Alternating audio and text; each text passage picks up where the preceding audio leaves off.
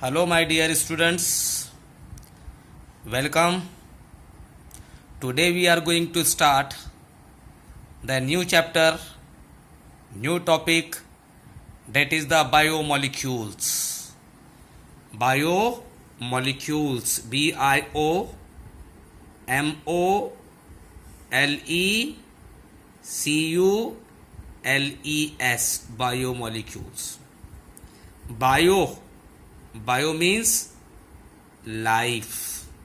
Bio का मतलब होता है बेटा life. Molecules means compounds. So biomolecules. So from here we will learn about the biomolecules. Now we know that food is our basic need. Food बेटा हमारी basic need है. Now this food supplies the different nutrients, and that nutrients are essential for our complete and healthy growth. तो बेटा हमारी basic need है food. Food बेटा हमको बहुत सारे न्यूट्रिशन सप्लाई करता, और बेटा वो न्यूट्रिशन हमारे हेल्दी और बेटा कंप्लीट ग्रोथ के लिए इसेंशियल होते हैं. जैसा बेटा आपको मालूम है, we knows that food supplies carbohydrate, protein, fat, oil, minerals, vitamins etcetera. तो बेटे हमारे फूड में बेटा कार्बोहाइड्रेट है, प्रोटीन है, फैट है, ऑयल है, विटामिन्स है और बेटा मिनरल्स है. And all this compounds are essential for our complete and healthy growth. ये सब के सब बेटा कंपाउंड हमारे कंप्लीट और हेल्दी ग्रोथ के लिए बेटा इसेंशियल है. Right. So biomolecules are those lifeless macromolecules which combine in specific manner to produce the life. तो बेटा बायोमॉलिक्यूल्स लाइफलेस है. लाइफलेस मीन्स बेजान. They are non living. So the lifeless macromolecules, macro MACRO, macro means bigger. So the lifeless macromolecules which combine in specific manner to produce the life is called as biomolecules. तो बेटा वो lifeless बेजान माइक्रोमॉलिक्यूल्स जो बेटा एक specific manner में combine होते हैं, और बेटा कंबाइन होने के बाद क्या प्रोड्यूस करते हैं बेटा, लाइफ प्रोड्यूस करते हैं. That lifeless macromolecules are called as biomolecules. Example: carbohydrate, protein, fat, oil, vitamins, RNA, DNA, all these are the biomolecules. तो बेटा carbohydrate, protein, fat, oil, vitamins, RNA, DNA, ये सब बेटा क्या है बेटा, बायोमॉलिक्यूल्स है. मतलब बेटा वो लाइफलेस है, मैक्रोमॉलिक्यूल्स है, और बेटा एक स्पेसिफिक मैनर में कंबाइन होते, और बेटा क्या प्रोड्यूस करते बेटा, लाइफ प्रोड्यूस करते. ठीक है. अब बेटा इस चैप्टर में अपने को पढ़ना है carbohydrate, protein, vitamins, fat, oil, RNA, DNA, ये सब बेटा अपने को स्टडी करना है. From today we will start the carbohydrate. आज से बेटा हम स्टार्ट करेंगे carbohydrate. Carbohydrate CARBOHYDRATES, carbohydrates. The name itself indicates its meaning. Carbo means carbon, hydrates means containing water. Right? So the question would arise, what do you mean by carbohydrate? Now carbohydrates are the compounds which undergoes hydrolysis to form polyhydroxyaldehyde or polyhydroxyketone. So those compound which undergoes hydrolysis to form polyhydroxyaldehyde or polyhydroxyketone, that compounds are called as carbohydrate. So in simple word, compounds made from polyhydroxyaldehyde or polyhydroxyketones are called as carbohydrate. Now polyhydroxyaldehyde means aldehyde containing many hydroxy group. Poly means many, hydroxy means OH, aldehyde. We know that aldehyde, compound containing CHO group. So those aldehyde containing many hydroxy group, that aldehydes are called as polyhydroxyaldehyde. Similarly, polyhydroxyketone, ketone containing many hydroxy group.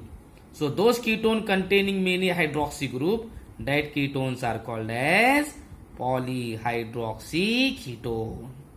So those compound which undergoes hydrolysis to form polyhydroxyaldehyde or polyhydroxyketone are called as carbohydrate. तो बेटा वो compound जिसका hydrolysis हुआ, तो hydrolysis means reaction with water. So reaction with water is called as hydrolysis. तो बेटा वो compound जिसका हाइड्रोलाइसिस होने पर पॉलीहाइड्रोक्सी अल्डिहाइड फॉर्म होते हैं या बेटा पॉलीहाइड्रोक्सी कीटोन फॉर्म होते हैं, that compounds are called as carbohydrate. Okay, any difficulty in the meaning of carbohydrate? Now general molecular formula for the carbohydrate is CnH2nOn. CnH2nOn or CxH2O Y times. Cx number of carbon, H2O water, Y number of water molecule. तो बेटा carbohydrate का general molecular formula CnH2nOn, CnH2nOn और CxH2O Y times. So these formula indicate carbohydrates are also called hydrated carbon. H2O means hydrated, C means carbon. So carbohydrates are also called as hydrated carbon, means carbon containing water. But keep one thing in your mind, this water molecule is not free, therefore they are not considered as hydrated carbon. क्या बताया बेटा, मैं समझ में आया? ये बेटे water molecule इसमें फ्री नहीं होता है, they are always present in combined state, इसलिए बेटा हम इसको हाइड्रेटेड कार्बन नहीं बोल सकते. ठीक है? So the compound which undergoes hydrolysis to form the polyhydroxyaldehyde और polyhydroxyketone, that compounds are called carbohydrate. और in simple word, polyhydroxyaldehyde or polyhydroxyketones are called as carbohydrate. General molecular formula for the carbohydrate is CnH2nOn. Right? And these carbohydrates are also called hydrated carbon. Hydrated carbon means carbon containing water. Now keep one thing in your mind, all the carbohydrates are optically active compounds. जितने भी बेटा carbohydrate है, most of the carbohydrates, most of the, not all, most of the carbohydrates are optically active compound. Optically active compound means they rotate the plane polarized light either in clockwise direction or in anti-clockwise direction. Therefore, they are called optically active compounds. तो बेटा वो compound जो plane polarise light को या तो बेटा clockwise में rotate करता है या बेटा एंटी क्लॉकवाइज में रोटेट करता, उन कंपाउंड को बोलते हैं हम optically active compound. And we know that optical activity depends upon the presence of chiral carbon. Optical activity बेटा डिपेंड करती है बेटा कायरल कार्बन पे. Chiral carbon means those carbon which is bonded with 4 different groups on its 4 valencies. तो बेटा वो carbon जो 4 side 4 different group से अटैच होता है, that carbon is called chiral carbon. And those compound containing chiral carbon are optically active compounds. And all the carbohydrates are optically active compound due to presence of chiral carbon. So carbohydrates are optically active compound due to presence of chiral carbon. Now keep one more thing in your mind. Mannitol, rhamnose, deoxyribose. Mannitol, rhamnose, RHAM. NOSE, rhamnose, deoxyribose. They do not follow the formula of carbohydrate, but they are carbohydrate.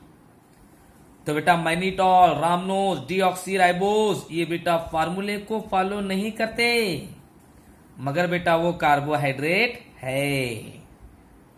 Similarly formaldehyde, acetaldehyde, formaldehyde CH2O, acetaldehyde CH3CHO, acetic acid CH3COOH.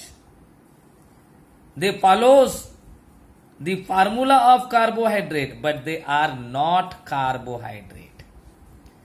तो बेटा formaldehyde, acetaldehyde, acetic acid ये बेटा carbohydrate के फार्मूले को follow करते हैं, मगर वो कार्बोहाइड्रेट नहीं है. बेटा मैनिटॉल, रामनोज, डीऑक्सीराइबोस ये बेटा फार्मूले को फॉलो नहीं करते, मगर वो कार्बोहाइड्रेट है. It is the general introduction about the carbohydrate. ये बेटा कार्बोहाइड्रेट का general introduction. Now we will see classification of carbohydrate. Classification of carbohydrate. बेटा कार्बोहाइड्रेट का classification. Now carbohydrates are classified by 2 ways. Carbohydrate को बेटा 2 तरीके से क्लासिफाई करे. One method classification on the basis of taste, nature, taste TAST, taste, nature and solubility. बेटा carbohydrate का classification किस बेसिस पर से? Test means whether it is CV10 taste और टेस्टलेस. जैसा बेटा sugar it is CV10 taste, right. Cellulose it is tasteless. So on the basis of taste, nature and solubility means whether it is soluble or insoluble. So on this basis carbohydrates are classified into 2 types. One is called sugar, second one is called non-sugar. तो बेटा test पे से, nature पे से और बेटा solubility पे से कार्बोहाइड्रेट को 2 टाइप में क्लासिफाई करे. एक को बोलते बेटा शुगर, दूसरा बेटा non sugar. Now those carbohydrate which are sweet in taste. बेटा आपने ग्लूकोज देखे, glucose, lactose, maltose. Now common sugar which are used in our daily life, right? So those carbohydrate which is sweet in taste, crystalline in nature and soluble in water are called as sugar.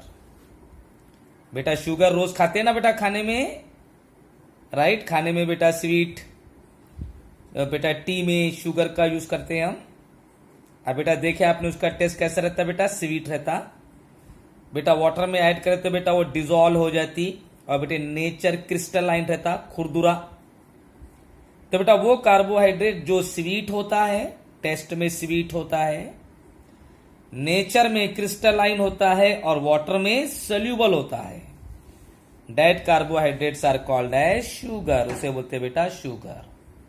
Example है बेटा glucose, fructose, sucrose, lactose, maltose, number of examples are there. कई सारे बेटे examples है जो बेटा sugars है। So sugar means sweet in taste, crystalline in nature and soluble in water. दूसरा है बेटा non sugar, those carbohydrate which is tasteless, amorphous in nature and insoluble in water। तो बेटा वो कार्बोहाइड्रेट जो बेटे टेस्टलेस होता है, tasteless, do not having any taste, और बेटा amorphous in nature, amorphous होता है, चिकना होता है, amorphous, and insoluble in water, बेटा वाटर में insoluble होता है, that is called non sugars, उसे बोलते हैं बेटा non sugars. Example cellulose, cotton, cotton बेटा सभी को पता है सेलुलोज। अब कॉटन मालूम है आपको, कॉटन को बेटा वाटर में डालो, डिजोल्व होती क्या बेटा? नहीं, बिकॉज इट इज इनसोल्यूबल।